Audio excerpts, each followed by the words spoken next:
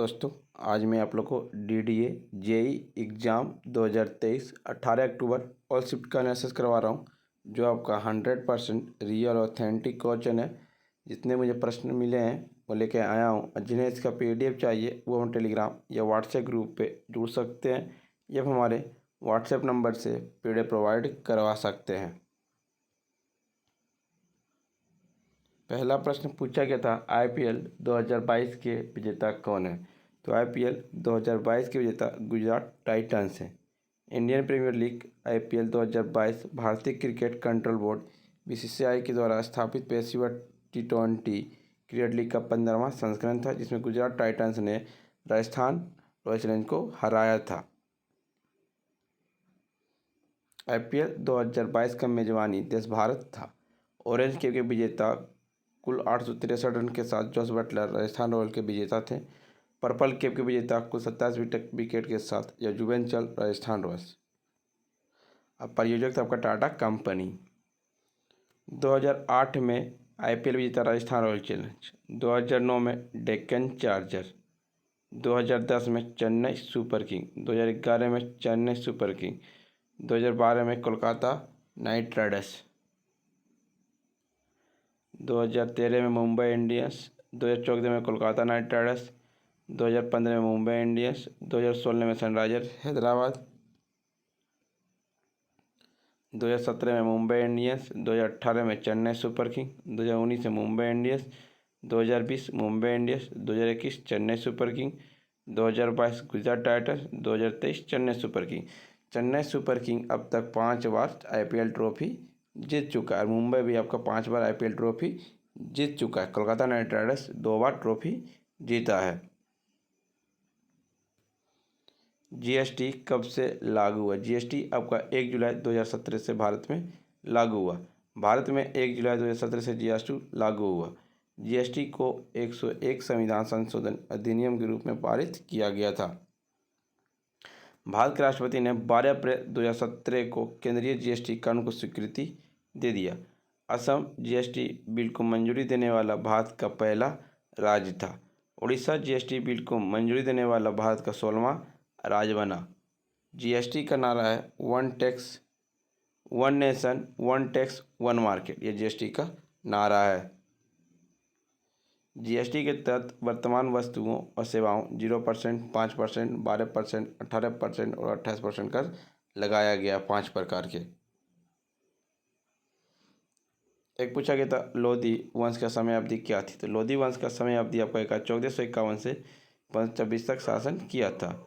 इब्राहिम लोधी का अंतिम शासक था, जो 1526 ईस्वी में पानीपत की लड़ाई में बाबर द्वारा पराजित और मारा गया था, और उसके बाद मुगल साम्राज्य की स्थापना कर दी थी बाबर ने 1526 ईस्वी में। इब्राहिम लोधी का मकबरा हरियाणा के पानीपत में स्थित है। दिल्ली सल्तनत में 5 राजवंश ने शासन किया।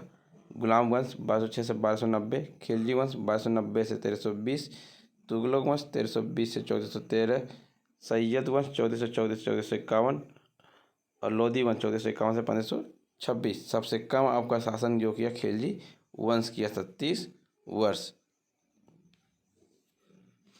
लोधी वंश के संस्थापक थे आपका बहलोल लोधी। ये आपका शासन किया था 1451 से 1489 तक। इसके बाद आ गया आपका संस्थापक सिकंदर लोधी, जिन्होंने 1489 से 1517 तक इन्होंने शासन किया था।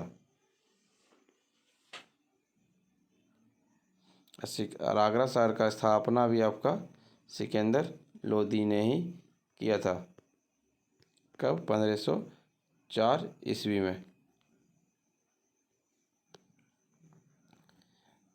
एक पूछा कि था, मौलिक कर्तव्य किस भाग में? तो मौलिक कर्तव्य का भारतीय संविधान का भाग 4A में है।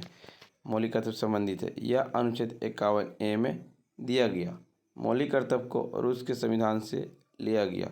इसे स्वर्ण सिंह समिति के सिफारिश के आधार पर जोड़ा गया। 1976 में 42वां संविधान संशोधन के द्वारा मौलिक कर्तव्य को संविधान में जोड़ा गया। मौलिक कर्तव्य 42वां संविधान संशोधन के द्वारा 10 मौलिक कर्तव्य को जोड़ा गया। मूल संविधान में मौलिक कर्तव्य 0 थे, लेकिन 42वां संविधान संशोधन के द्वारा 10 मौलिक कर्तव्य को जोड़ा गया। 86वां संविधान संशोधन के द्वारा 11वां मौलिक कर्तव्य को जोड़ा गया 2002 में।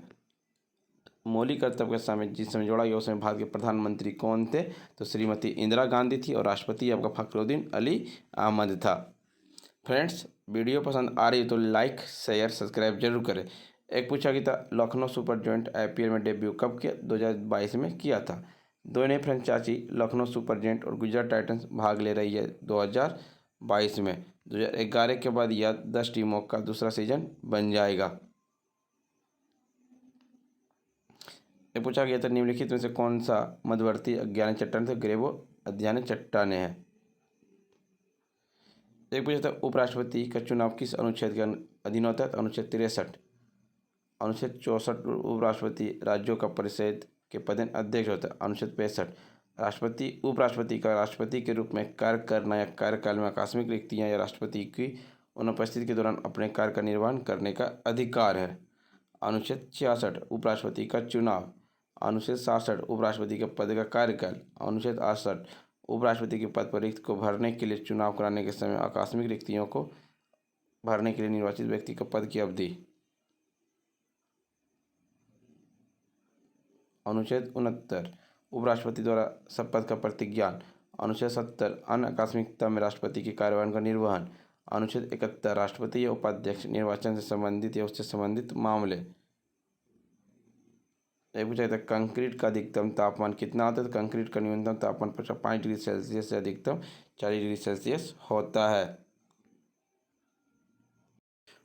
आपका यह रियल प्रश्न नहीं है, ये एक्सपेक्टेड प्रश्न किए गए हैं।